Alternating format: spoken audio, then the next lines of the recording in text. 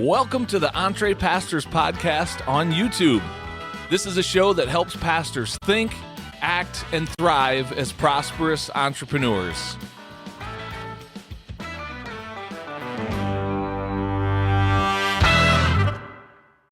Well, Zach, it is our pleasure to welcome you to the EntrePastors podcast, my friend. Welcome to the show.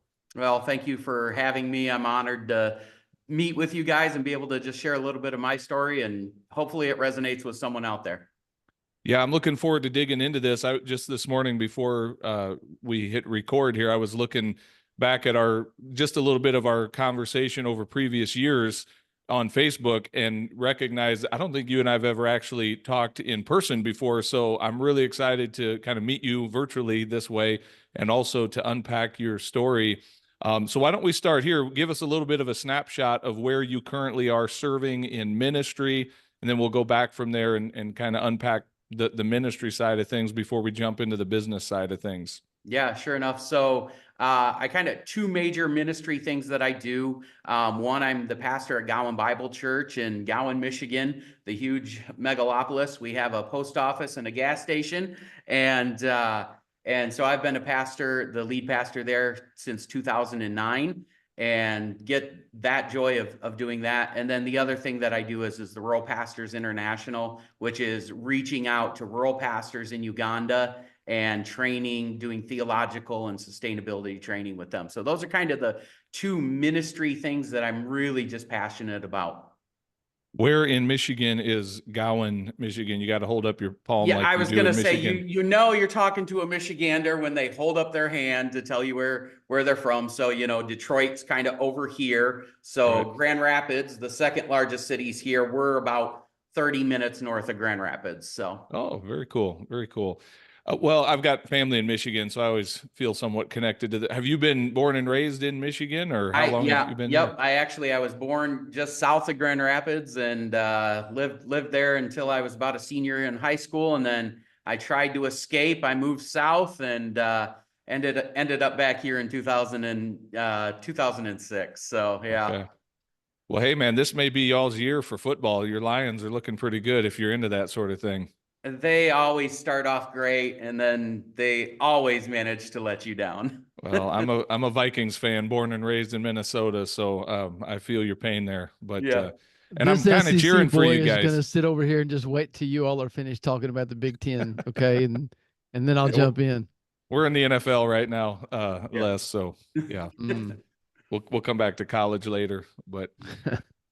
Well, okay, so you've been in, it sounds like very rural ministry, and again, that's probably how you and I got connected years ago, because that definitely is a space that I'm passionate about as well, and have had a lot of experience in, and just a passion for the rural church. So here's my guess: if you came to a very rural church, you probably, is it safe to say, didn't step into a salary that was, six-figure salary and health benefits and the whole 9 yards? And my guess is that might have looked a little different in your story. Yeah.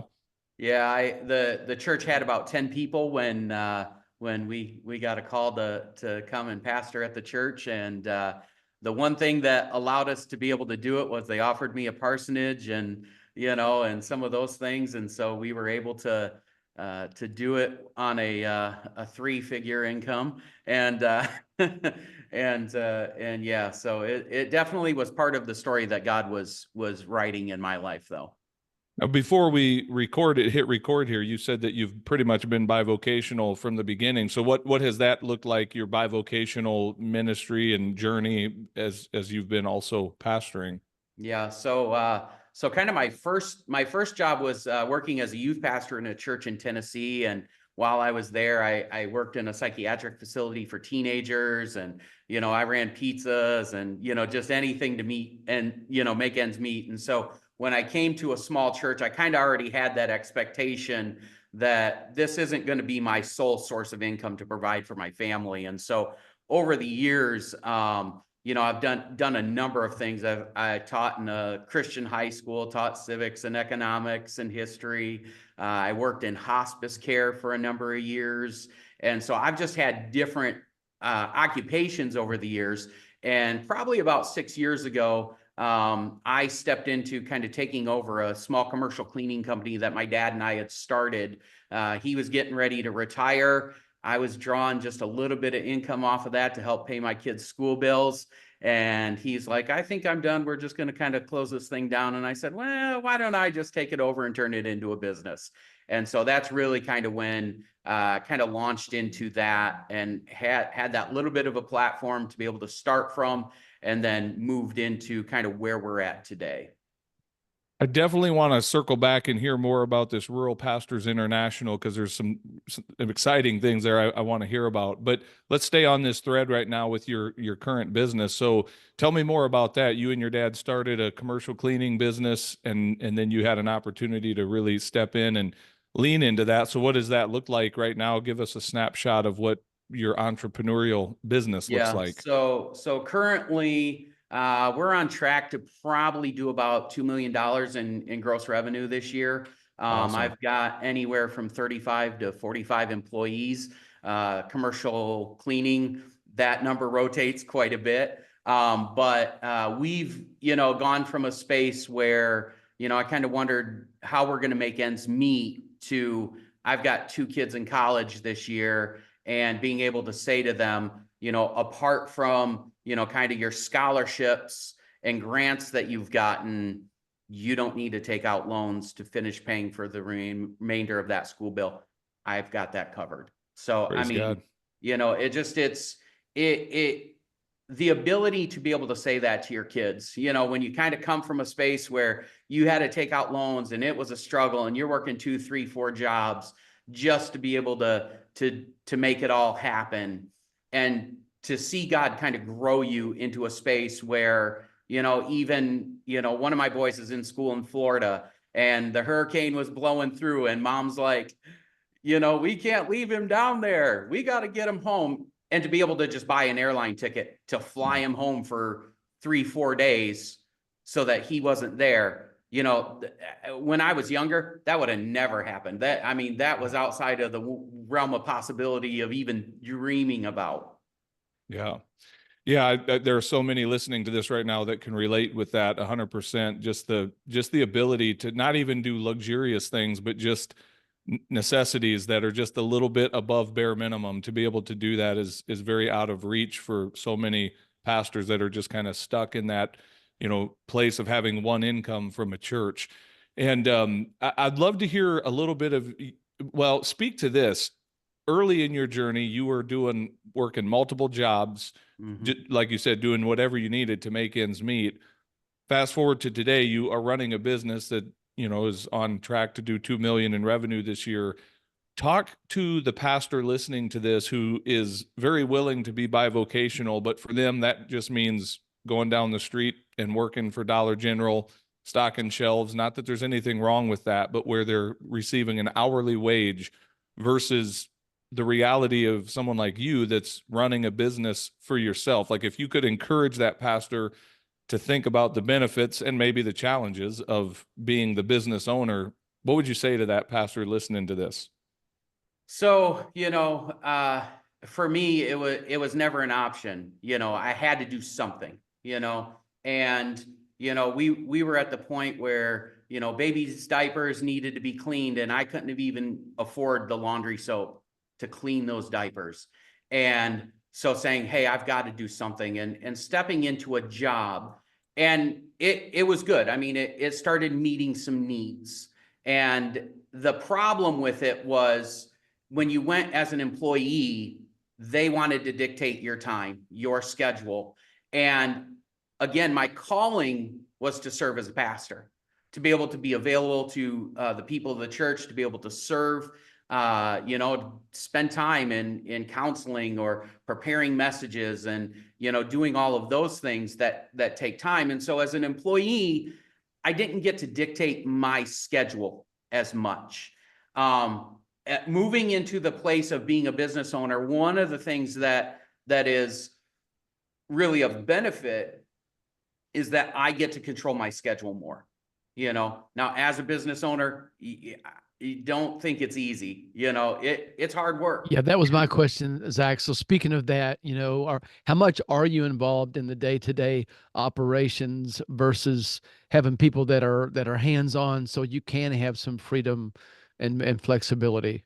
Right. So in growing it, at the very beginning, there was a lot of hours put in, and I'm still at the place where I am putting in quite a bit of hours when I don't have employees that fill that space.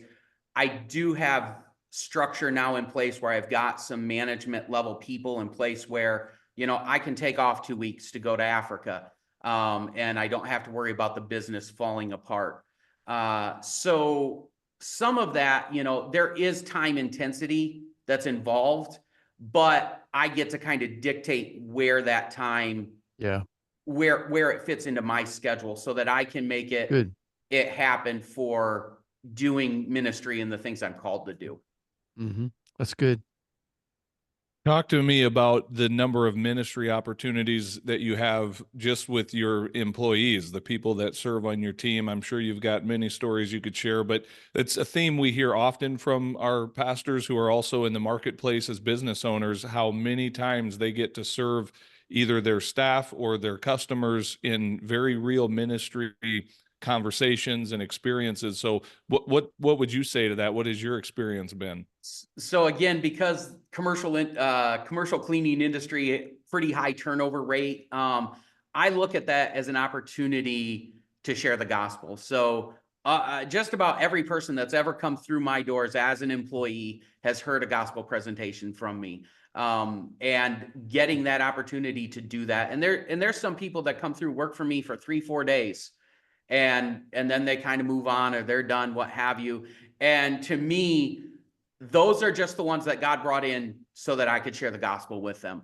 And so having that opportunity to be able to do that, and again, like you said, to be able to reach out to customers and share the gospel with them, to step in. I had one employee, she had just come on, I had taken over some business, and new employee to me. And first day I was working with her, kind of came into the spot, and she's just having this meltdown. And I, kind of walked her through what was going on. And then I said, "Hey, can I pray with you?" And she just kind of looked at me like, "Who are you?" and being able to pray with her and have that opportunity to share the gospel with her. And she's now worked for us for like 2 years. And one of the reasons she said that she stuck around was because of that level of care for her as a person and not just an employee. Yeah, that's so good. And like I say, we just hear that again and again, and it's one of the big myths that we try to deal with here at EntrePastors is that ministry does not just happen in the four walls of your church building or from behind a pulpit, that there's very much valid ministry that takes place through a business endeavor as well. And again, it pays a little bit better often than the church is either able or willing to. What would you say if you had to give just a few highlights of your story growing that business from just you and your dad starting it to where it is today?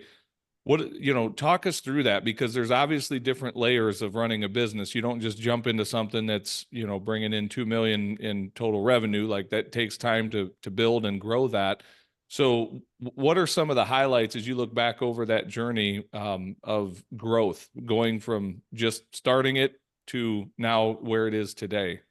Yeah. So again, kind of having that entrepreneurial spirit just about me, that kind of was the motivator, the drive for me to be able to press into that. But taking small business, when I kind of took it over from Dad, again, it was, just a few accounts. It was making enough for him to kind of make a living off of it. It was really a job for him. And I saw the potential for it to become a business and something that, didn't control me, but rather was an asset to allow me to be able to do more ministry. Mm-hmm. And it was interesting. I was at our Rural Pastors International annual dinner just a few weeks ago, and I had a gentleman that I work with in the cleaning industry, and I had invited him to kind of see what we did with that. And as we were sitting at the table after the presentations were all done and kind of the evening was wrapping up, I looked at him and I said, now you know why I do the cleaning business, so that I can do this. And so just the struggles of, finding employees, kind of learning that space. What does that look like? Handling employees, all the HR things that you got to grow into. And you don't necessarily have all of those things happening in a small church. When you're a small church and you're just the pastor, maybe you have an assistant who's probably your wife, who also plays the organ. You don't have those kind of learning. You don't get that in Bible school. They don't teach you how to do business when you're going to school to be a pastor. They teach you how to craft a sermon, how to do some of these things, but they don't teach you how to run a business.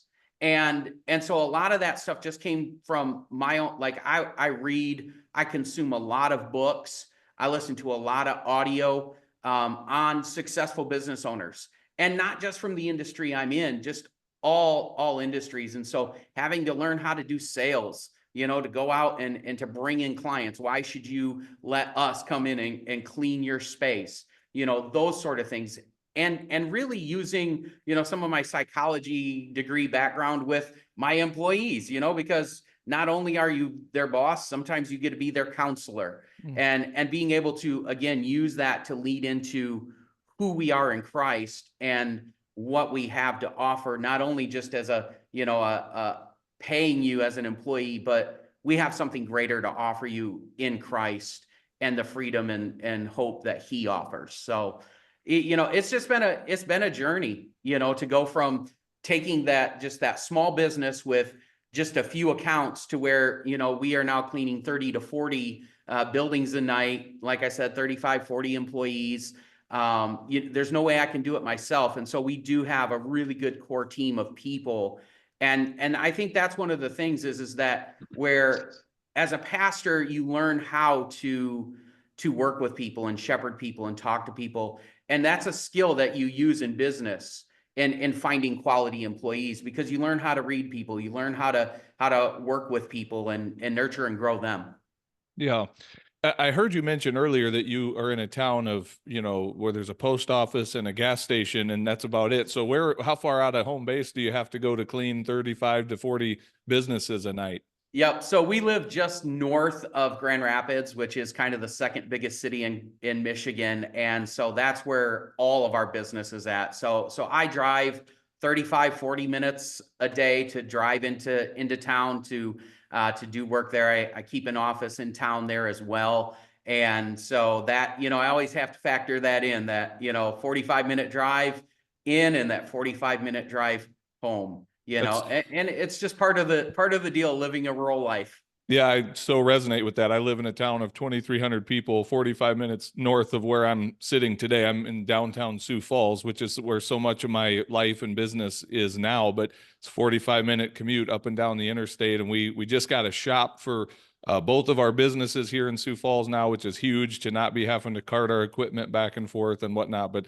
that really resonates with me. That makes total sense. But the principle there is, for some listening, you may have to not move, but get outside of your small area for more opportunity. The reality is there are often more opportunities in a bigger, more densely populated area. So that's something you got to figure out. Or another option is you turn to this reality of the internet, where you have access to billions of people, through something online. So that's another option as well. One other question, and then I really want to get into this Africa story, but have you noticed any tension as a pastor who's also successful in business? Like, do your people know how successful you are? Do you ever talk about business from the pulpit? And has that ever created any issues in the church where they're like, we don't know if we're comfortable having a pastor who's doing good financially. We kind of understand pastors who are broke, but what do we do with you that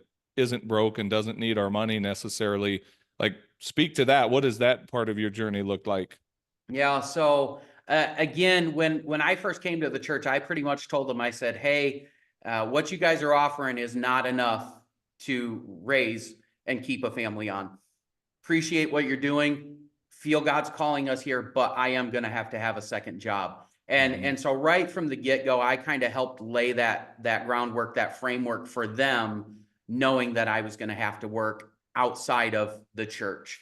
And so that was helpful, framing that for the people so that they kind of understood and knew that.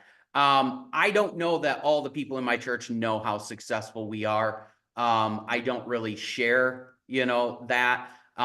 So in our congregation, I do have, we kind of serve everybody. I have people that are just barely above homeless. And I have, a couple in our church that they don't share it either, but I'm pretty sure they're multimillionaires just from the conversations we've had. And so I do talk about business, just from the pulpit, and because that's part of who I am and where I'm at. And so I'm able to use that. One of the things I love the most about it, whether when I was an employee or as a business owner, is, I'll have a guy that'll come to me and he'll just say, Pastor, I worked 45 hours this week and it's just really tough. I don't think I'm going to be able to make it to Sunday school or to the Friday night bonfire or the, whatever it is. And I look at him and I say, oh man, I totally resonate with that. I've worked 65 hours this week and I had to prepare the lesson for Sunday school. And so I get it. It is a struggle to kind of be there, but hey, if I can be there, I know you can be there too. Yeah. And you really can take away any kind of objection, when you two are in the marketplace, when you two are working a job. You're not just playing golf or sitting in your office writing a sermon. I'm right alongside you working. Yeah. The other thing that in owning my business has done is I don't do a lot of it, but I do have a few people in our church that work for me. Opportunities to be able to help people. One of them, a young man that when I first started working with him, grew up without a dad, didn't graduate high school, didn't have his driver's license, just none of the skills he needed to be a man in life and move forward. And being able to kind of take him under wing and be able to work with him to help him get his GED, help him get his license. When I was helping teach him to drive, he's like, well, my mom won't let me use the car. I was able to toss him the keys to mine and say, hey, you're going to learn how to drive. Here's my car. Let's go. And being able to give him some skills that are now marketable. He doesn't have to work for me. He could go take the skills that we've taught him over the years and now go get a job out in the marketplace. But we've helped mentor and guide him. One of the things I always say is that you're always discipling someone into something. And being able to use our business as an opportunity to disciple young men into what does it look like to work hard and yet also be involved in ministry as well. And it's just been a great opportunity for us. Yeah, that's great. As I'm hearing you share that story about, not really, like, you talk about business from the front, but you don't go into detail to the, in terms of numbers. That, again, just resonates with me. It's ironic. Today I'm sitting in the lobby of the church that I serve on staff at now. And the pastor, we've had him as a guest on this podcast before. He's been a dear friend of mine for many years. Alex Klimchuk is his name. And he's an entrepreneur. He's a Ukrainian immigrant, moved here when he was, 12 years old. And he owns and operates like 7 different tree trimming businesses in the city. And he talks about business often. He doesn't talk about how successful he is. And our church literally is right downtown. We get everything from homeless folks right off the street to very high earners and everything in between. But it makes him very relatable. I think there's something about a pastor that's in the marketplace, in the trenches, that you just preach different sermons. You preach in such a way that lets folks know, their world, where they're coming from, and you're not just in this ivory tower that's very disconnected in their minds from the life that they're living. So again, I just think that's a huge plus. All right, so let's unpack this Rural Pastors International. What is it? Tell us more about it. How did you start it? I want to hear all of it. Yeah, so my first foray to Africa, I was actually going there because my sister was marrying a native Ugandan. And so as kind of family representative for my sister, we went to Uganda and I met a guy there, Martin Nuku. And I had for years had this dream planted inside of me by God to start a place that would be able to train pastors theologically, but also to help them be sustainable, develop some kind of skill that they could provide for their families. Again, that was my story, and I knew there were other pastors that needed that. And so every time I was on a trip, Latvia, or I was in Brazil, or I was in, ended up in Uganda, I was always kind of asking God the question, is this the place you want us to build it? And when I met Martin, I began telling him, we were kind of talking a little bit back and forth, and he started telling me about these village pastors that he was working with. And I began to hear the dream that God had planted in my heart being spoken out of his lips.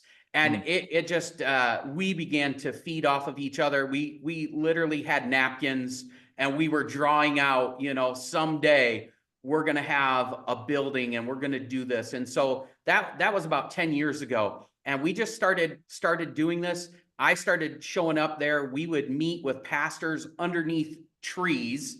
There 20, 30 pastors would show up. And in Uganda, Africa, they say that, Christianity is a mile wide and an inch deep. And there's a lot of, prosperity gospel, faith healing, that kind of stuff that's very prevalent in their society. And so wanting to be able to give them solid theological grounding so that they wouldn't fall victim to, the predatory wolves that are out there that would roll through their villages. And we were in one village teaching, and these guys were like, this is not what we expected. They were expecting more prosperity gospel, how they could make money off of their churches, this kind of stuff. And we were just laying out for them, here's the biblical model of what a pastor looks like. Wow. And they kind of came to us and they said, this isn't what we wanted or needed, or it isn't what we wanted or expected, but it is what we needed. When are you coming back? And so just over the years, we grew from 25 under a tree to 125 in a hot, mud thatched church. And in 2019, we formed Rural Pastors International, and we started raising some funds, and we bought some property just outside of Jinja, and we built our first building, first facility. We were able to raise almost $100,000 to put up this facility and begin calling pastors in to train them. We've gone through, we're just about to finish up our third cohort. And basically what we do is we bring in 18 to 20 pastors for 4 days a week, or 4 days a month. And they go through a 12-month course, and they basically go through a basic theological training that, is modeled similarly to what you would expect to find in a Bible school. So they get some, Old Testament, New Testament survey. They get some, how to craft a sermon. They get, what does the ministry of a pastor look like? What is the ministry of a pastor to his family, to his wife, to his children? And being able to give that theological training to these guys over the course of a year. Then they kind of roll into the next part of our program, which is what we call our sustainability or vocational training, where they're going to learn how to raise milk goats or meat goats and do it in a sustainable way, where they're, not only raising some goats for their family, but hey, we have enough left over to sell.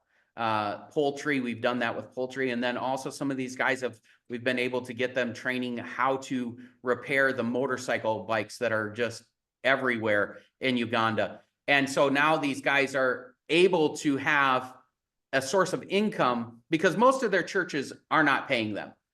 And so they're able to now have a source of income to send their kids to school, to be able to meet the needs of their family, and to really to show their churches, what does it look like to be a man who works and provides well for his family, but also does ministry. So again, everything that you guys are doing with EntrePastors. Man, I love That's great.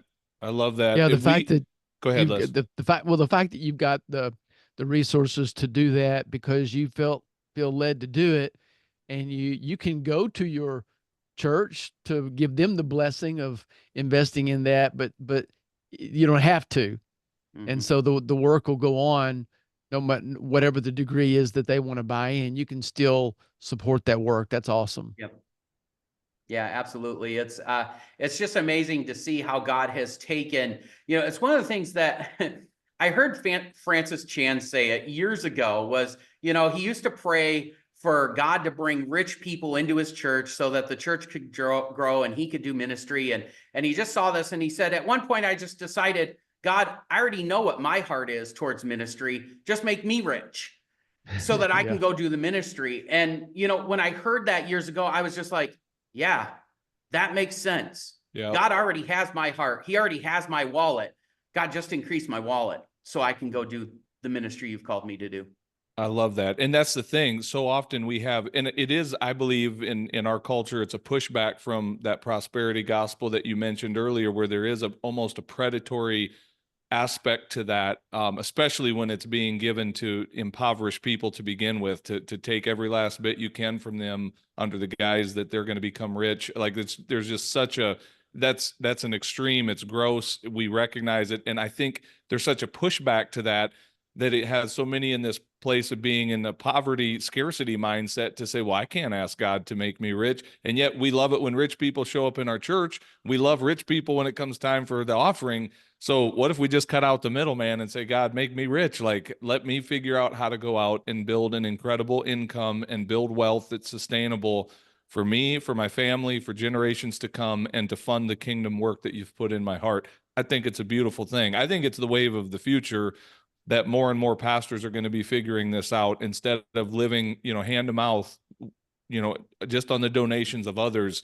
We're going to be helping pastors move into a place where they are the ones really able to give significant donations and not necessarily in need of others' donations because of what they're doing in the marketplace through their business endeavors. So that's my dream anyway. And it's interesting, Zach, back to Uganda, how many times, Les, you and me keep getting nudged with Africa. It's from some of our different guests. Occasionally it keeps coming up. So I don't know what's happening there, but someday I see Les and Jon on a plane heading to Africa to, pour into some pastors there. That would be awesome. So I don't know where God's leading in all of this, but wherever he wants us, we're happy to be there. Otherwise, Zach, in the meantime, you can keep being the EntrePastors in Uganda, and we'll support you and cheer for you as you're doing that. Yeah, absolutely. And I'm actually headed there again in end of January, 1st of February. And I usually do about 2 trips a year where we go in and we do either some type of work project or I'm there doing teaching and training. It's really kind of neat. We've got several PhD guys that have taught at, Liberty and Cedarville and some of those kind of places. They've taught in the universities and they go and teach these rural pastors, some of them who've not even finished high school. And so we've got an Oxford trained guy that goes and helps these guys, these rural pastors that have no access to theological training, and we're able to give it to them for free. They only got to get themselves to the building to be able to access that. And so I take a couple of trips a year, and you guys are more than welcome to join me on one. I will also join that nudge and let you know if you're ever interested in going. I've got a space that I would be happy to take you guys and show you around Uganda. Well, the answer is yes, I'm interested. So let's stay in touch, man. Let's make that happen. That'd be great. Well, hey, Zach, as we get ready to wrap this up, this hour has flown by way too fast. But if someone wanted to reach out and connect with you, what's the best way for them to find you online and look you up? Yep. So ruralpastorsinternational.org is kind of our umbrella for that organization. And like I said, I'm taking a trip in January and I've got a couple spaces open. And so if there's any guys listening that, hey, God's nudging me to do that, rpimissions.org, fill out an application there, join us. We'd be happy to take you to Uganda, show you what we're doing. I'd love to be able to spend time with some pastors that, are also entrepreneurial, and, I'll let you pick my brain and I'll pick yours, and, and we'll serve God in Africa together. But that, or, gowanbible.org is my church address as well. So what do you guys need, Zach, over there? Like if someone was interested in coming along, what would be an asset to have in terms of a skill set or something to teach? Like what do you really need? Yeah. So we kind of have, again, those two arms. We have a need for guys that, I can teach, and I'm able to take, PhD level stuff and bring it down to a level that, a guy with little to no education can understand and help him grow from that. We also, the trip I'm doing in January, work project. So we're going to be building some goat sheds, and primarily our focus is going to be work projects in January. So pretty much any skill set, we're going to take and plug you in to be able to serve these pastors in Uganda. Very cool.